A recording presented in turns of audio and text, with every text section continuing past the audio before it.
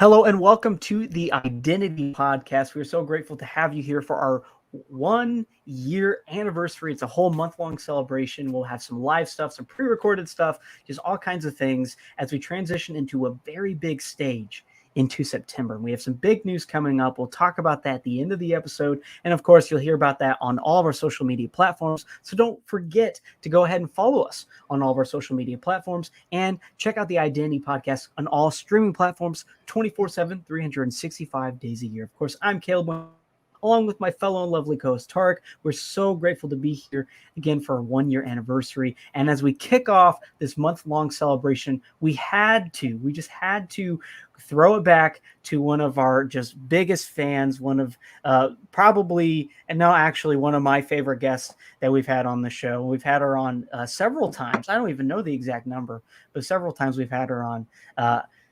Pastor Ivy Rivera, welcome to the show. We're so grateful to have you. How are you? Thank you, Caleb. Thank you for having me back again.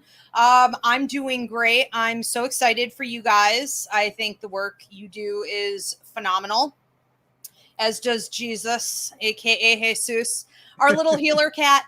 I've been tracking what you guys have been up to and the different people you've been interviewing. The topics are just so important. I'm hoping to be able to have you guys on for an interview soon.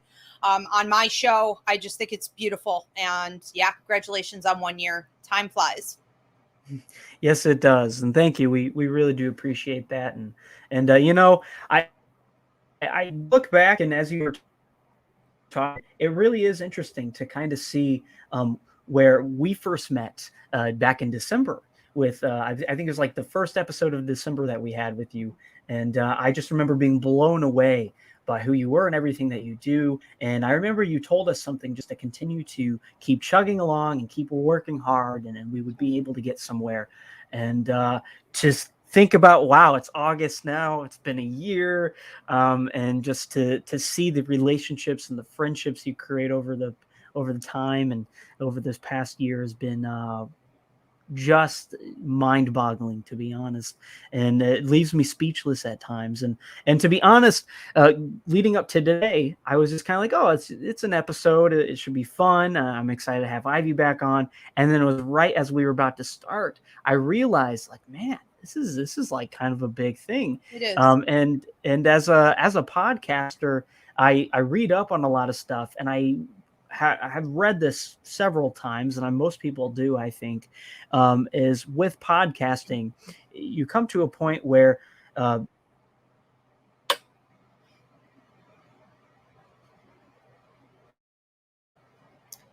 he's freezing on me a bit. Many that don't make it past 3-6 months, and then it gets to a year, and then I think it's only out of all the podcasts, I think it's only like 5% make it past 3 years. And Wow. The fact that we're just 1 year is very important to me. So we're grateful to have you on, and we can go ahead and get started. But I guess as we kind of get started, there is so much to kind of be caught up on, right? Because it's been a while since we've seen each other. And so I'm kind of curious, what have you been up to?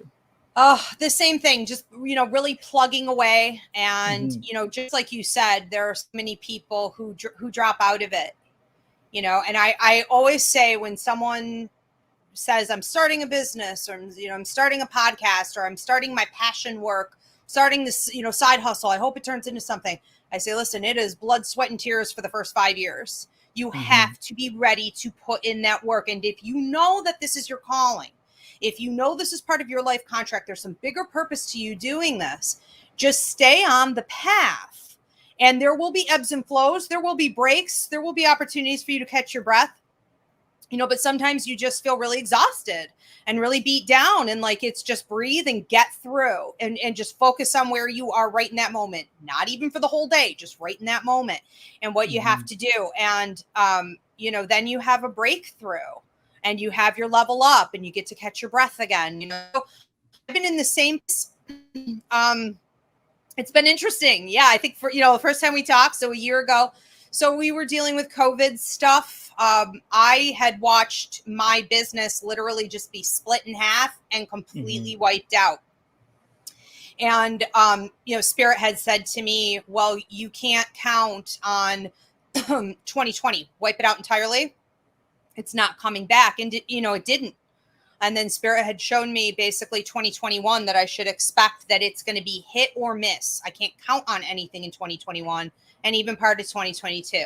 So I'm trying to stay rooted and grounded and level, because there isn't a prediction, that I was shown as far as COVID goes that hasn't happened. Right on track. So now I want to say last weekend was my very first outing since the pandemic hit. So I was able to recoup that part of my, which is like public psychic fairs, and get back out there. And so, now it's this whole new world. It's like, now we're back in business and I'm tired again, but everything's good. Hi, Tarik. Good to see you. I was here. I was just listening in the background. Hey, everyone. How's everyone doing today? But yeah, you're right. It's been up and down. I would love to hear more about this for sure. Happy Festival. Well, and so, one of the things that I worked on, while everything was really shut down, kind of like you guys, I focused on my shows. I focused on my YouTube. I focused on my TikTok. I focused on, getting everyone educated on what spirituality can be, decolonizing spirituality, normalizing intuition, and just pushing that agenda hard. And it worked. We're in an awakening. And so my visibility really, increased, interest increased, the following increased. And so that was good.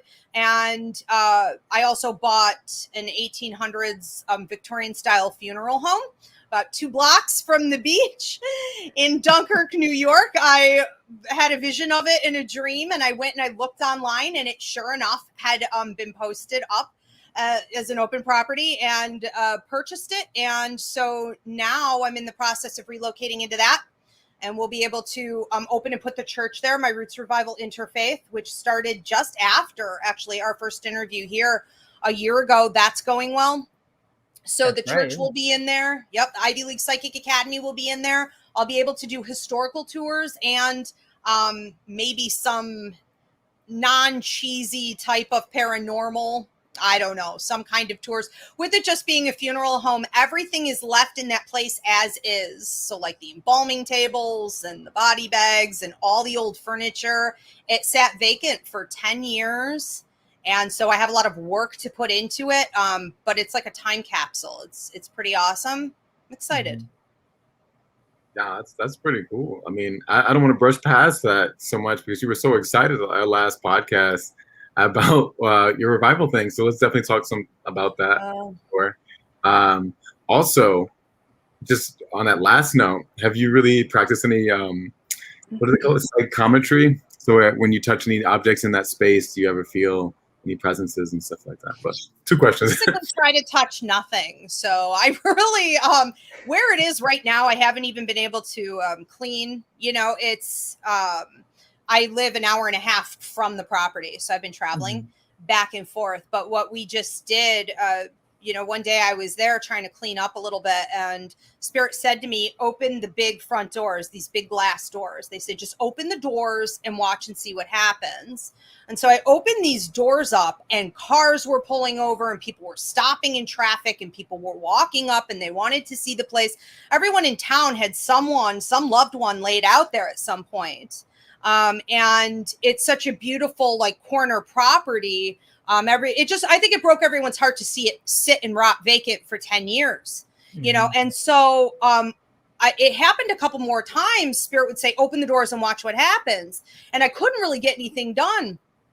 And I was giving people tours and stuff. And so I finally said, you know what, I'm just going to do an open house.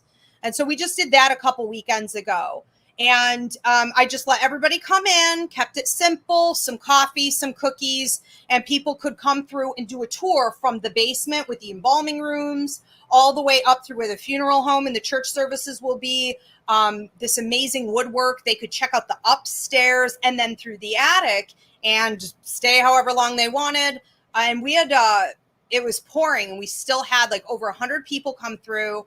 and everyone was just enjoying the space. And that was the thing I noticed most in the pictures and the videos, Tarik, that you mentioned, was like people were just sifting through boxes of weird stuff that was there, and they were, holding on to things and sitting in the furniture and trying to soak up the energy. So it tells so many stories. And yeah, I'm just trying to figure out what exactly I want to do with that. It's a lot of energy. You'll know. You'll know when you know, for sure. So Yeah. how have you been able to touch people's lives with your ministry? How's that connection been? You said you were able to communicate some of your education and things that you were doing. So how's that process been? I know a lot of our entrepreneurs are like, yo, sounds like she's on it. When we spoke to her before coronavirus, she had a lot of visions, a lot of ideas, and now it's like more visions, and you also did a lot of actions as well. So also shout out to the kitty cat. He's doing his thing over there. He's doing his thing. I know. He just went through a tough time with Lyme's disease the last couple weeks. He's been out playing it. Okay. Yeah. So we did a ton of healing on him, and we actually, we brought him back to life. So he's chilling right now, but I think he's going to be excited. He's such a healer. He was a shop cat, so he's, I think, going to enjoy working with the people again, because with COVID we didn't have any of that. But I basically, I just in the last year, like I said, wanted to take it easy and not put too much stock on being able to get out in the public again. So I left that off the table, like Spirit said, because I saw COVID relapses, like we're seeing. And so I focused on getting the word out through like YouTube and mini classes and things like that. And then the launch of Roots Revival Interfaith, my church. And it's really those two avenues that have taken off and have been the best for helping people to find a safe space and to be able to explore, especially those that not necessarily of just the younger population, but just everybody who is feeling less and less like they're connecting with Catholicism or Christianity, and they're starting to reconnect with their roots, feeling as though whether it's their ancestors that are communicating with them, or realizing that maybe like myself, Taino Arawak, maybe we are, products of genocide, but we're still here. People are realizing too, I think, with what has happened with our Indigenous brothers and sisters and the discovery of, the bodies of the children, especially in Canada and now here in America, that rights have to be wronged. Should I say wrongs have to be righted, and change has to occur. And it can't, it can't just be on this shallow level where people this week are supporting it and they're changing their profile pic and they're, advocating for it and they're talking about it. It has to be changed in a fundamental way. And that's going to involve each individual looking at themselves, going inward and saying, how am I participating in colonization, perpetuating these lies, these falsehoods? How do I want to be more truthful? How do I want to be a real activist and shine my light in a truthful way by the way that I live? And that has really come, so many people to the work that I do. And I had always hoped this day would come, and it's here, where people realize that change in the world starts with yourself. You have to be willing to get uncomfortable, in the discomfort. It's okay. You have to get comfortable being uncomfortable, and search yourself and search where you've been off base and connect with your higher mind, connect with spirit, connect with the universe. And once you can do this, the journey begins. And so I see people from all walks showing up, from all ages showing up. And then we do have, those younger generations, something like 67% have like officially rejected their parents' religion and are turning toward mediumship and astrology, because that population has found that that's where the truth lies. That's actually giving them guidance. That's giving them peace. That's making them do well in their lives. And so, through a combination of the mini classes, I've been putting out 1 to 2 free mini classes since the pandemic hit. That was a YouTube thing. And the church, Roots Revival Interfaith, that's been the biggest outreach, I want to say, because Roots Revival is focused on normalizing intuitive intelligence. So it's accepting that part of your spirituality is psychic ability, mediumistic ability, empathic ability. And then my other two pastors are Christina Del Rey, our astrologer, and Reverend Danny Johnson, our numerologist. So it's a combination of your own intuitive intelligence, astrology, and numerology. If you know these three, you can have guidance for any aspect in your life, and you can learn so much more about how and when to cleanse and let go of things and how to stay on path. And if you're on path, you have something to give out to others. This is where real change is going to come from. And so people are definitely interested. I think people are definitely taking it more seriously than they ever have. And that's where I see myself keeping my focus for probably the next 3 to 5 years. That's really great. Honestly, I think that's something that having that 3 to 5 year plan is really important. Just to take that route real quick.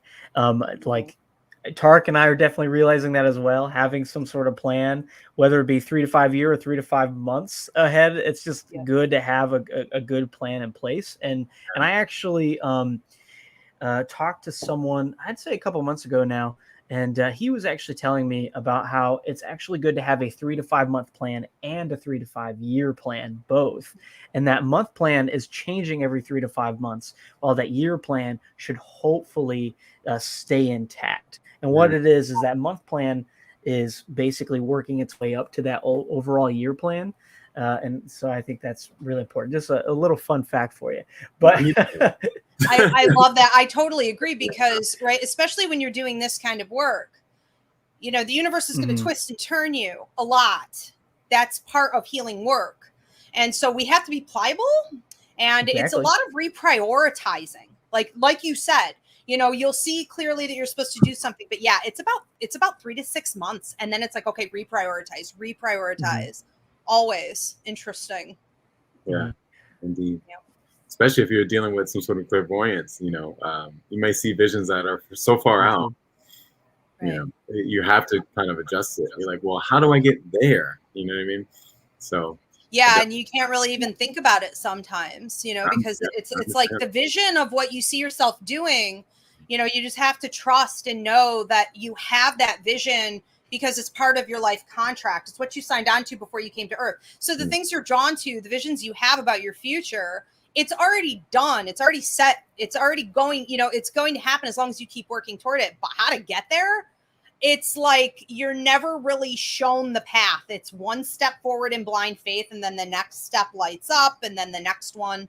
And that's another part of us just, I think, having to go with the flow all the time. So true. Yeah, talk about that. Talk a little bit about going with the flow. I mean, you mentioned all these obstacles that you're able to do, but it sounds like you're really providing not only a service, but a safe haven for those that are lost in a lot of different ways. Besides that, you're also kind of like pushing forward and doing so many different things at once. So how do you remain trustworthy that is your purpose? How do you remember and kind of remind? Because this is our 52nd episode. This was a full year, everyone. I'm excited to have the illustrious psychic. She saw this coming. No, I'm joking. But I think the funniest part about this is that we all were kind of like burgeoning and starting something a little afresh at the time. Everyone was all over the world, but specifically this group that's on right now. And it's put us in a space where, like you said, like it has to be trustworthy. And I guess as things have kind of gotten back, I don't know if it's a group mentality, but there is so much doubt that has shifted since like things like people are back in the atmosphere and throwing their fear out into the energy and stuff like that. And I'm in New York, so that's one thing. So I definitely have felt a shift since we're back, quote unquote. So I'm just curious, like, how do you remain? How do you keep that fortitude and strength and keep that vision pure? I think I definitely try not to think. I try to stay out of the left side of my brain, because otherwise I wouldn't have built any of this. The requirements and the loss that I had to take in order to do this were so huge. There's no way I would have done it if I was thinking. I had to bring upheaval to my children's lives. I was graduating with my journalism degree. And I had to take that after, 6.5 years of working on it and toss it out the window to do this, because you can't come out publicly and do this. Not 10 years ago anyways, and still be respectable. It was a train wreck of a situation. And so I learned early on, when Spirit said to me, you need to be doing this now, and I knew it was my calling and I had to, I realized I had to turn off my logic, or I was going to buckle and stay there forever. And every time my logic came back in and overrode, we could say ego, right? Every time my ego, because your logic is going to lead to fear and control. So that's all ego. Every time it came in and overrode my faith, I was like, okay, I'm going to have to shut this down entirely. There is really no place for it. And I will try just to stay in the right side of my brain, the intuitive side of my brain. And then, sort of like we were talking about a minute ago with checkups, 3 to 6 months or whatever, I'll just periodically, check in just to make sure I'm still on track. So you don't, kind of go off the rails, because there is a lot of tweaking that gets involved in this work. But ultimately, I have also been able to take the visions and test them out.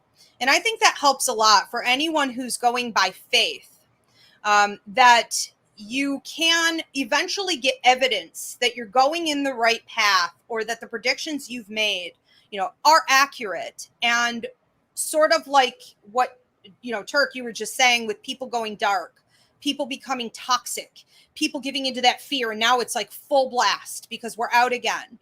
That to me was a huge validation through the last year and a half, that I just had to keep faith and stay out of logic, because I knew that whether you call it the Hopi prophecy, or like end times, prophetic visions of like almost like apocalyptic times, I knew that it was coming. And like the Hopi prophecy says, in those end times, people will go dark. People will go mentally ill. They will literally lose their minds because they lost spirit and they never went back to their spirits, and their lights are going to go out. And so if their lights go out, what I was shown was to let them fall. And that was new. I was never told before in the last 10 years or so of doing this work that I was not to have outreach with that community. But I was told very clearly before COVID hit, you let them fall. This is now going to divide people and divide them again. And those who have been feeding the light and have chosen to walk that walk will be uplifted, and they will find a new way and will create a new world. And those that will not will fall and they will pass. So a lot of people now, we see them doing it with suicide, basically. I mean, essentially they are, right? They don't want to take care of themselves. They're putting themselves at risk and things like this. We see that people did go dark. They went basically mentally ill over the last couple of years. And we see a lot of people attacking, they're like vicious animals. They're very reactionary right now. And so that also helps me to stay in faith, even if that sounds awful. When I see it play out and I'm like, good, let it happen. Let it flow. That is not my problem. That's not the population that I'm here to work with. That's not my fate. That won't be my story. And so we are really in this rebuilding phase. And I think I've been energized actually to say, let them fall on their faces and do what they need to do. And if they're choosing to exit this world at this time, so be it. It makes more room. And that to me has been a comfortable space to be in for quite a while. So I feel that I can just focus on what I'm here to focus on. And those people, it's been pretty good. It is what it is. It's like what I say, you can lead a horse to water, but you can't force it to drink. Precisely. I know how that may have sounded, whatever, harsh or whatever, but there's something to it. It's kind of, even in nature, we see the birds push them out of a nest and things. I think spiritually, we're at a place where it's like, it's time to fly. There is no more priesthood. There is all that stuff. But you have these gifts. You can get guidance, but that's as far as it seems like it goes. Like God is sending spiritual guides, but there's no more holding hands. And I think if you're not able to sustain that energy or ancestrally have that, there is a time of ego death. Maybe it may not be suicide, but you gotta die. And I've kind of come to terms with that. It's something I was talking to Caleb about a long time ago, but a series of ego death of just kind of like, there are parts of you that has to go. There are parts of you that has to die. And I think a lot of people are so attached to these things that they want to go with them. You get what I'm saying? And I think that's kind of where the suicidal thought comes in. And it's so much a part of the following that has shown up for the church and for the classes that I've been doing are these people who are just lonely. Now they realize, you know what it is? I am going to have to save myself. I do want to turn toward the light, but so many people in their family, their inner circle, even their spouses, have gone so dark, and they're looking for new community, and that's exciting for them. But it's hard. It really is hard to detach from everything you've known. So you say it's exciting in the sense of like it's more of just like people are just excited to be around new people, new energies, new thoughts. I think they're And it's something I've been working on. Like it's so interesting to know and have knowledge of it. But the application of it is when it comes into that. It's me. I'm working on this. I have to kind of come to terms with who I am and move forward. This like there's only but so much a pastor can say, That's right. Or do. So I hear you completely. That's why we wanted to hear your track record, because you're doing phenomenal things, and it's very inspiring to our guests. And all the people that have been watching and listening to our voices today. I'm sorry, I didn't mean to interrupt you, Ivy, but it's been awesome. It's really just been like a phenomenal year. I think this has been kind of the calm after the huge storm. I'm sure when we first started this, we thought 52 was going to be like bells and whistles and stuff, and it does feel like that in time, but it's also a bit of we're the pyrotechnics, you know what I mean? We're not just like watching it go up. We can also facilitate this at any point in time. So I'm excited to see where this is all going, for sure. And I just wanted to thank you again, Ivy, for sure. Just always sharing with us super knowledge and stuff. I'm not closing out. I'm just want to acknowledge right then and there, like how much this has meant to me. This has been a full year, and this has been a whole lot. It's a lot of work, and I think that too. Back to what you were saying a little while ago about, having this vision and understanding your vision, and then it being like slow, or, you have to put so much nose to the grind, to get there, and you don't have any direction in it. I think it's really a year about that for I think everybody's in that place. So many people are rebuilding. So many people had to rebuild. It wasn't a choice. It just happened, and then there are the light workers coming out, and there are the healers coming out because of the Great Awakenings, 2019, 2020, 2021. We're going to see the same thing, and people like you coming forward. And I think it's just, slow and steady. Like, what do they say? Eating an elephant. It's like one bite at a time, it's just one thing at a time, and be willing to go with the flow and make those changes. And I think too, it is exciting to see that people are looking inward more than I think they ever have been. And this is where you guys come in. I mean, because to be talking about identity all the time, to be talking about finding your purpose, to have that kind of platform, I didn't see that out anywhere. It's like people will do life coaching, and things like that, but that's like a dime a dozen. This is a different thing. And this is such an important part, I think, of the awakening, because people, it's not enough to find spirit. Like you said, your pastor can only tell you so much. Spirit can only tell you so much. Your guides can only tell you so much. Your ancestors can only tell you so much. Get up. You have to walk that walk. You have to find, who you are. And for you guys to have all these different, shows that they can listen to discover what resonates. And I think that's where people just need to be too. Small and simple. What resonates? What makes you excited? What keeps you engaged? What have you thought about before? And you're hearing this, you're like, I've thought about that before. That's the answer. Take a step forward and go. And people are. It's wild times. It really is. And I would like to say, I'm so glad you said that, because it made me, really think back to when we first started this podcast, when I first came up with the idea and everything. And I came up with this idea along with Tarik and another group of people. And I remember once it kind of was settled that we were going to go on this path, I remember that night just going into my room and kind of freaking out, because I'm like, this is a really big topic. Like, this is something that is so important. I'm thinking, I can't screw this up. I'm not thinking of, I'm not even thinking of like, I'm not fit for this or anything. I'm thinking, I can't screw this up. Like, this is such an important topic. We're talking about things that matter so much, every second of every day. We were talking to people during times that still to this day are really rough in society, as you said, the Great Awakening and everything, and with the pandemic and everything that happened just in 2020 alone. We were talking about some really heavy topics, and so it really taught me to be better. It taught me to be smarter, and it just taught me more about me. And I think that was really important. And I wasn't expecting that. In that night, I was thinking, like, I was freaking out again, and I just didn't know what to think or what to expect, because I'm like, this is a really big topic. What am I going to be able to do to be able to give back to it? And it was about a week or two as we started getting ready for our first episode when I started to turn, what can I put into it to help others realize, hey, you deserve to hear this and everything, that light, kind of giving that light to people, and allowing them to take it if they do so choose. And I think that's really important.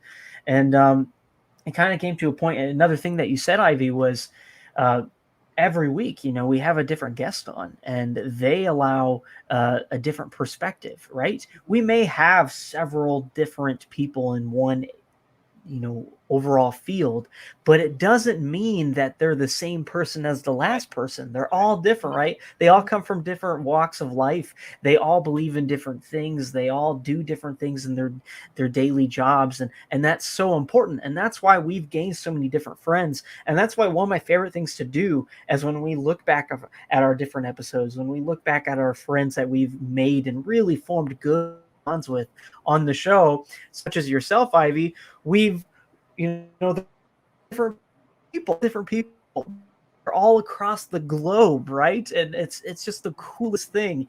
I just think that this year has taught myself, and I'm sure Tarik can say the same thing, has taught us so much.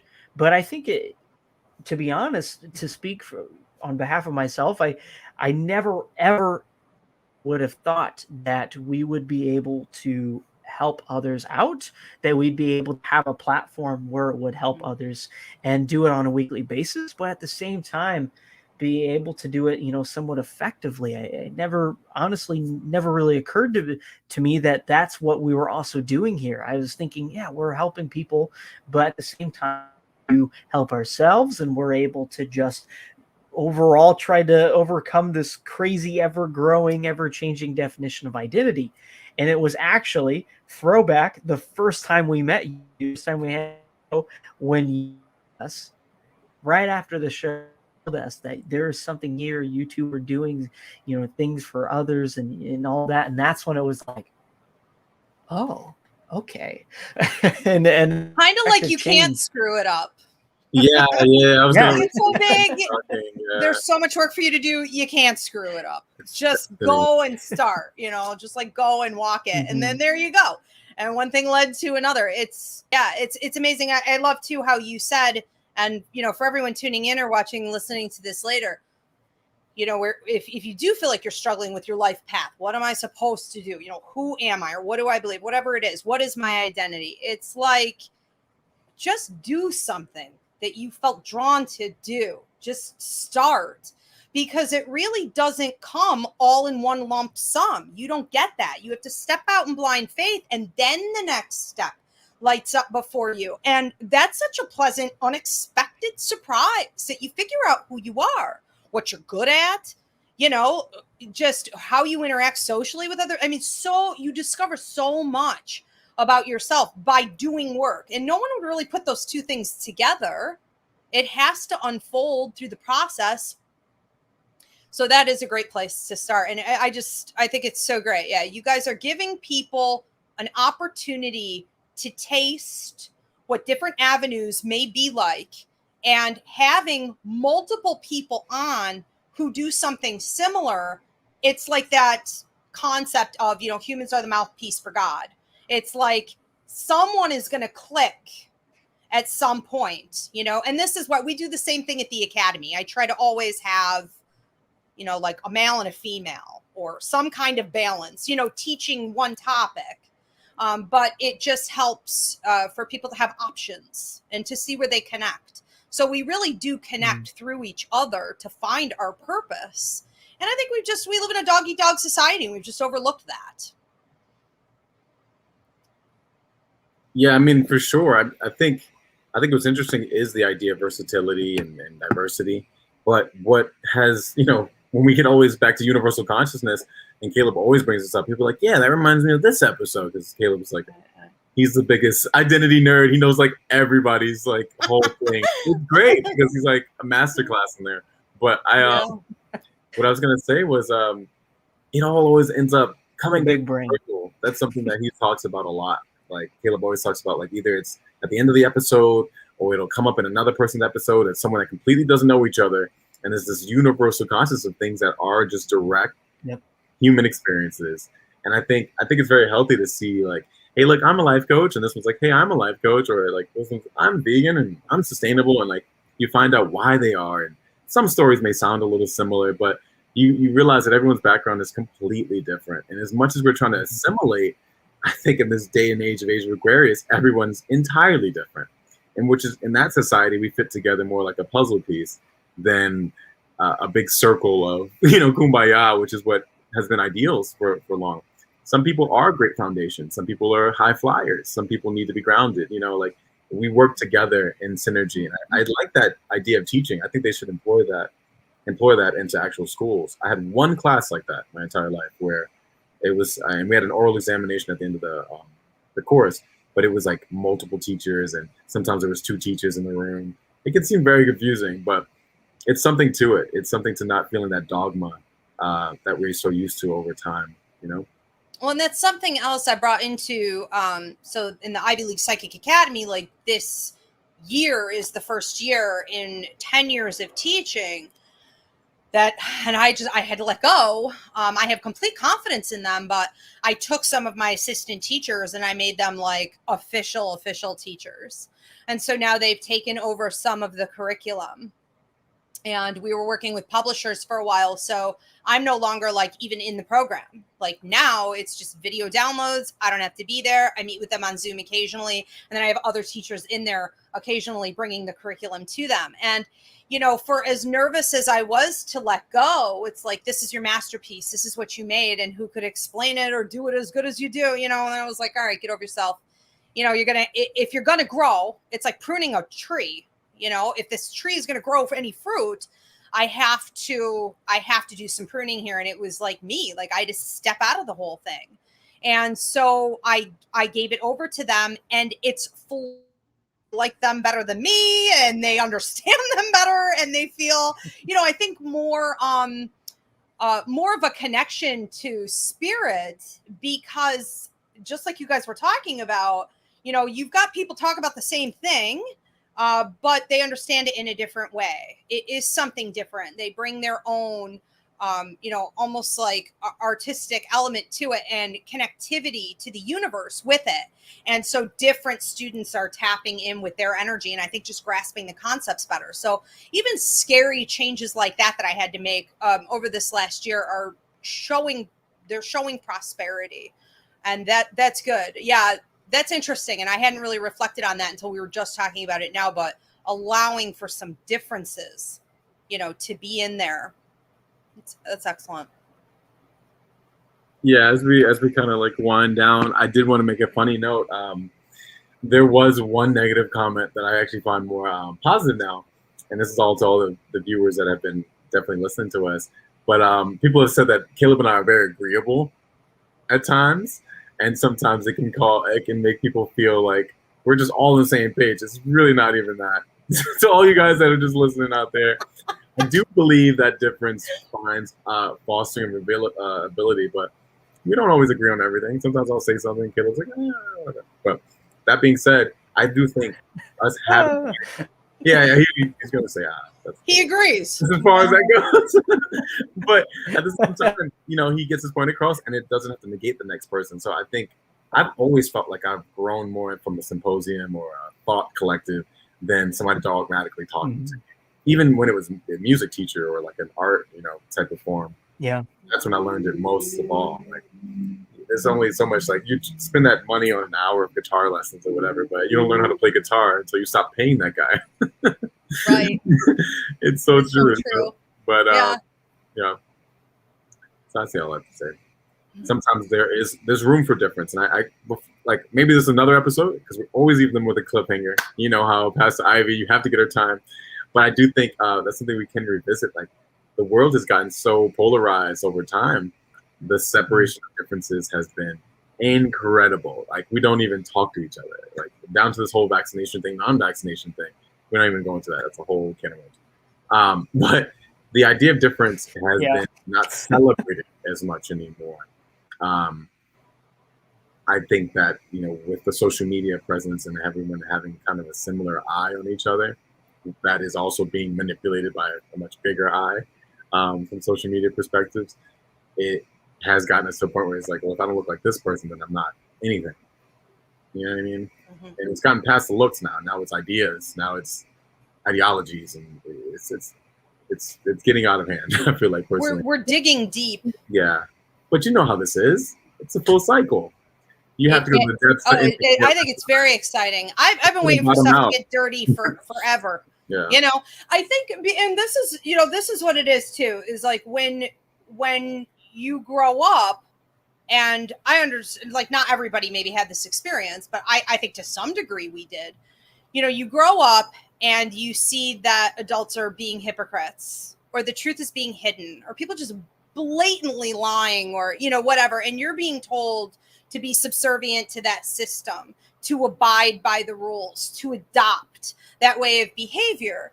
You can't necessarily speak out against it at that point because you're a kid or you're a teenager. You don't have your own cash, whatever the deal is. You can't, or it's unsafe, but as we get older, I mean, I think we all internally, to some degree, really hope that there would be a revolution, and that things would just really come out in the open and be exposed. And I just couldn't, I felt like the last 10 years or so, it was almost like I felt like I was just going to burst. Like I couldn't wait anymore for what I knew to be true to come out into the light and to stop seeming crazy, or, even with the spirituality, mentally ill, you'll get labeled as it's being psychosis. It's not intuitive intelligence, it's psychosis. Or the police reform that needs to happen, racial injustice, environmental issues, climate change. I mean, all of it, one layer on top of another, on top of another. And now it's like exploding. Yeah. Everything came out at once. And now it's like, we all just, I think, feel like we need a big nap. But at the same time, were we not napping the whole entire time leading up to it? Weren't we already taking a nap? Yeah. Nap time's so over. True. You're right. So true. That is the greatest thing I've heard in 2021. Literally, that's the greatest thing. We were asleep, and now we're woke. Yep. And now it's time to get to work. So that's the part. Exciting times. That part. I honestly, I'm sorry. Go ahead. No, go ahead. No, listen. Don't skip steps. I know. I mean, both Caleb, and Ivy have all been on this path for a little while, probably since before this pandemic thing, and before we even came into this world. But I don't want you to skip steps and feel out there that it's just like, hey, boom, you're awake. Oh, wow. Consciousness. Boom, boom. It's actually not as linear as you believe, but much in that linearity, it's almost like you just keep making these radiuses from that immediate circle where you are. That's how I see actions nowadays. It's like, here's where I am. Here's my present state of being. Here's my universe. Here's the things I love. I'm going to take a step in a direction. Hopefully it's towards purpose, but I'm moving, and in that movement, I'm growing. So I think the stagnation that we experienced in 2020, the stagnation of mentally that we experienced before that, and as children that we felt with a much more, I guess, seemingly fascist regime, sorts of utilitarianism, and not really being so intuitive about what's going on with life. It is now our time, because it's always been our time. It's just that there were other things placed. And as you said, you've seen that the gates have kind of opened, where it's like, okay, like if you want to be here on this planet and you want to do something right, I'll be it. If you want to go, that's on you too. You know what I mean? So it's kind of like this, like, and it's not necessarily people. I'm not encouraging suicide. I hope no one, because we always practice mental health here. If you are going through something, definitely reach out to anyone. Anyone that's concerned, definitely don't take these words to that advantage. In that sense, I like to implore you guys to find a way to figure out where you are presently, and like I just said, take that and move forward. You know, and don't judge yourself about it at all. I've been there, and I've definitely made myself stagnant throughout some parts of this year, even as this was growing, because sometimes we can see our vision and be a little fearful of it, and you know, that's just the reality of what it is. So there's levels to this whole thing. You can be conscious, you can have been conscious, but you're going to know levels of your consciousness, and that can be so daunting enough to make you want to go back. I just did a free mini class on that recently on my YouTube. So, you know, on YouTube at Ask Ivy, it's called level jumping, or it's called like no, don't level jump or something like that. Exactly. And we just looked at different aspects where you could be doing it, not know that you're level jumping.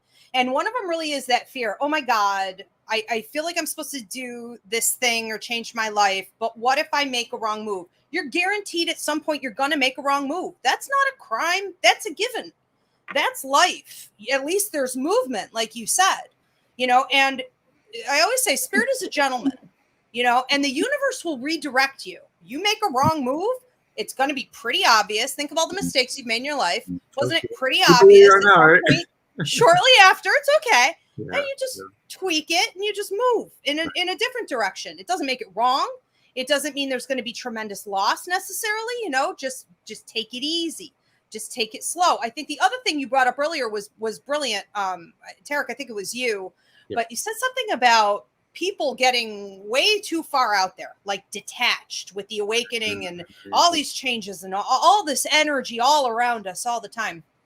And none of us get a break, not for a minute, not for a second, the last few years, nor will we. But, you know, we have to adapt. And I so agree with that too many people are looking too far out, whether they want the answers to what it all means, or they want to understand the bigger picture to their journey.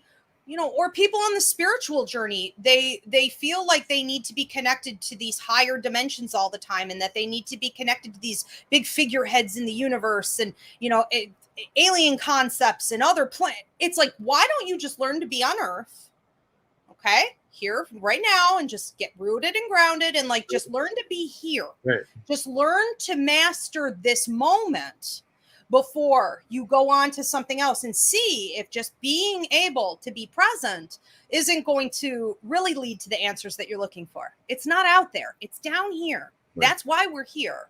You know, so people really do on this journey. I'm so glad you said that. We really do need to stay rooted and grounded, or we get nothing done. I agree. Yeah, it's like being high-minded, and you're so out of it. You're so spiritual, you can't even interact with people. It's a bit of a holier than thou almost sometimes.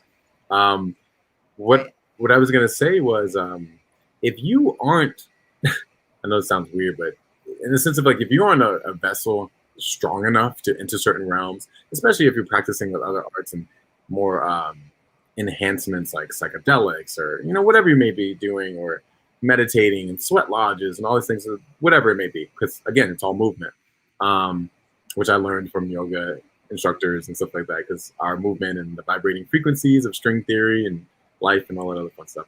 Anywho, long story short, I was gonna say that if you aren't a vessel, and AKA if you haven't had enough ego deaths within your being, I'm gonna be honest, you cannot go out there, because there's so much more pressure. It's like going to the bottom of an ocean. It's the reason why humans don't swim that deep.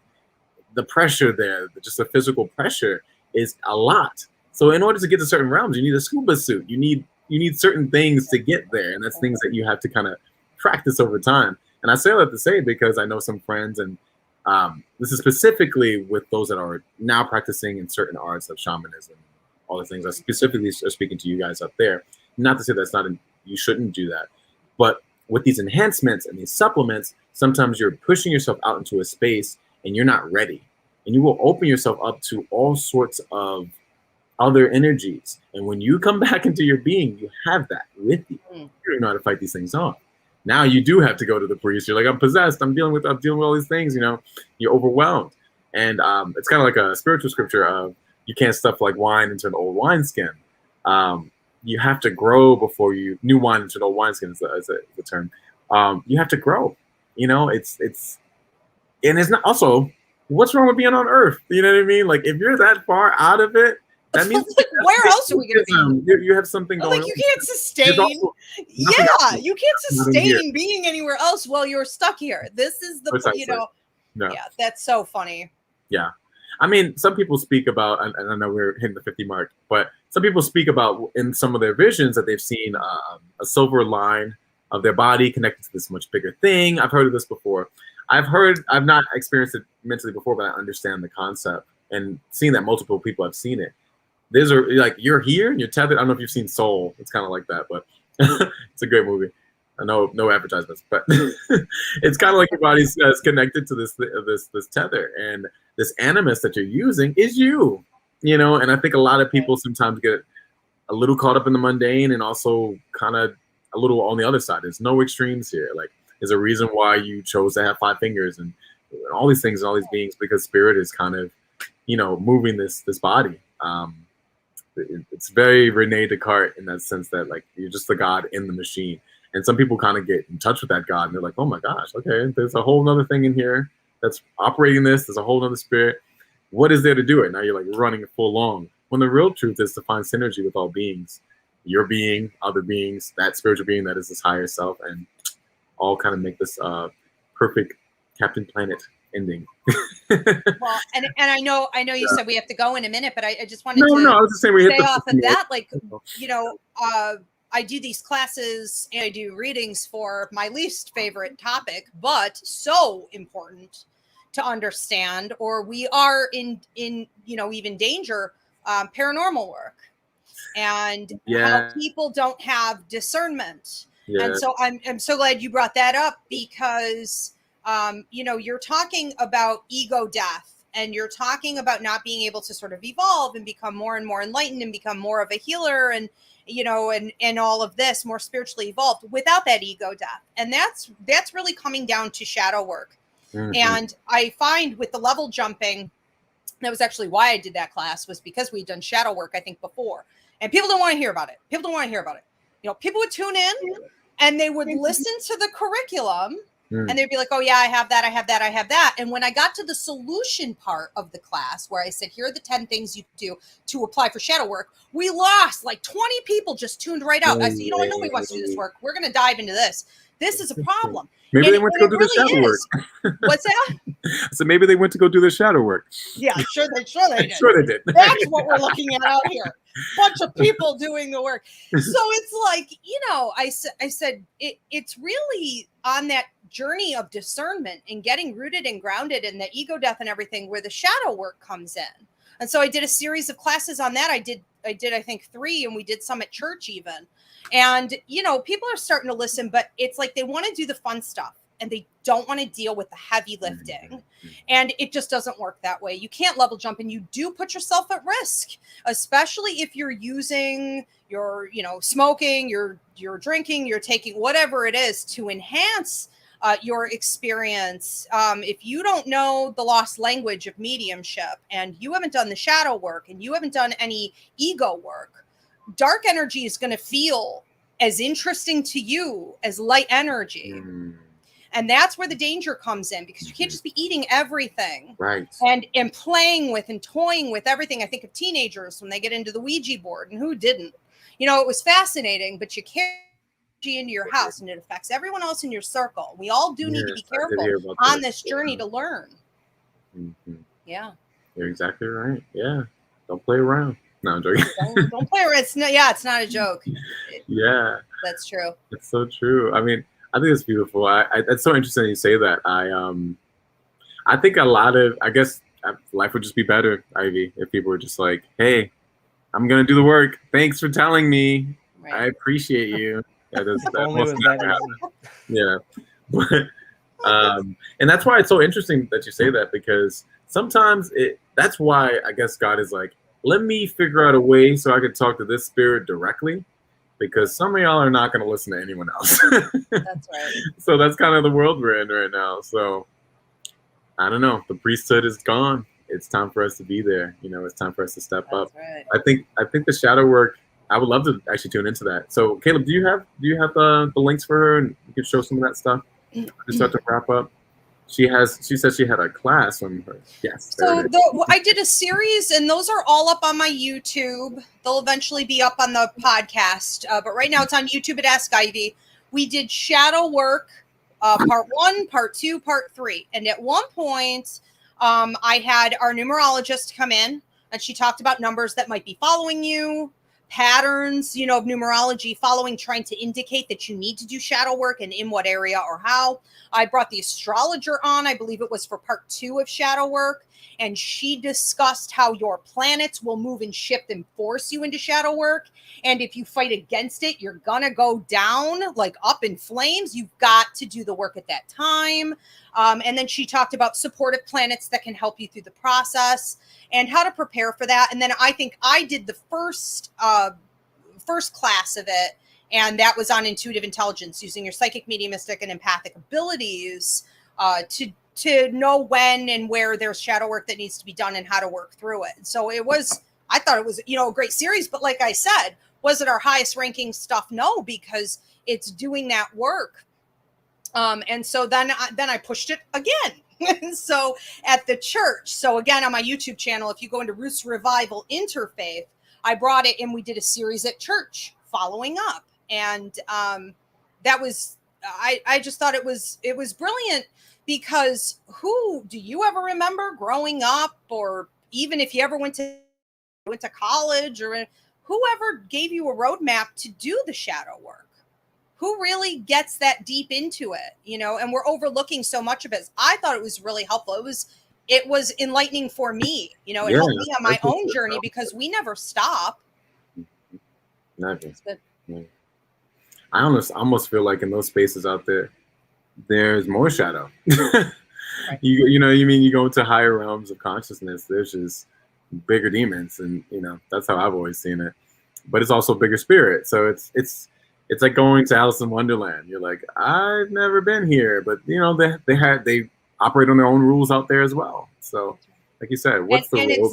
It's not even out there anymore. It's literally on the earth plane, and in a bigger way than it's ever been. I've never had, I had to hire on and train teachers, which is tricky because I need them to protect themselves too, so I don't want to put anyone at risk, but there has never been so many paranormal consultations needed. So many possessions are out there. And again, when I was talking earlier about the Hopi prophecy and, whether or not it's end times, we're in a huge transition. With the awakening came the highest level of possession ever. And you can't just call the priest. It doesn't work that way. Possession has to be, it's an inside job. And people like us can help you get through a possession, an attachment, a demonic entity in your house, or just even hauntings, but they are on the rise and they spread like wildfire. And it's, earlier when we talked about people going through an awakening or, trying to be woke and engaging with dark energy, that is one way, but it's also the toxicity of those that have gone dark all around us that are still here. That energy is contagious, and we need to protect. Now, I have a class called Hauntings, Clearings, and Detachments up on my website where people can, it's a 2-hour training if they want to try to fix it themselves and get educated. But I did a series of classes and videos on this. I did one for attachments and possessions. I did a couple on if your house is haunted or if you think you're being haunted. I did another one on how to clear your space. The first mini class I put out as soon as the pandemic hit was how to clear your space. Keep that clean or we are all in trouble. But it's like it's out of control at this point. So we need to manage the energy, and we need to realize, even if we have people around us that we love and we've been invested in, if they are feeding toxic, negative, dark energy and they have ended up with an attachment or a possession, you are in danger, and you need to keep it clean in your house. You need to set boundaries with these people. And we just need to be more educated on how to go about doing that. It's time. Yeah. Truly. Happy 1 year, you guys. So Yes. great. 1 year anniversary, you guys did it. Woo, we did it. Yeah. We definitely did it. That's awesome. Do the work. Well, That's our tagline. Do the work, you lazy guys. Yeah. Get out there. Caleb is frozen, and a permanent smile. I wish you guys could see it. Anybody watching on Spotify, you wouldn't know, but he's in a very good mood, but he's frozen. But we're gonna. Oh, you're back. Okay. Thanks everyone for a wonderful year. Thank you, Ivy, for being here with us. I think this has been such a phenomenal episode. I'm sure we were going to keep it a little shorter. Caleb's back. I'm going to pass the baton. Go ahead. I never left. Yes, thank you, Ivy, for coming back onto the show. We're so grateful to have you as always. And thank you, everyone, for listening and watching the Identity Podcast this entire past year as we continue this month-long celebration of our 1 year anniversary for the Identity Podcast. It's truly going to be great. So stay tuned for our fan next week, the 11th. Who is it? Who is it? Dreamcast. That's right. He's coming back on. We're so excited to have him back on. He's a great friend of ours, so we're excited to bring him back on for a special episode. And big news, as I told you at the beginning of the show, I'd tell you now, we're actually going to start transitioning into an audio-only podcast. So we'll have the video still uploaded to YouTube and everything, but as for the time being, because life sometimes happens, but in the meantime, don't forget to check out us on all streaming platforms at the Identity Podcast 24/7, 365 days a year on Spotify, Apple, anywhere you listen to podcasts, you can check us out there. And of course, follow us on all social media platforms as well. Thank you as always for watching and listening to the Identity Podcast. We're so grateful for you. We'll catch you next week.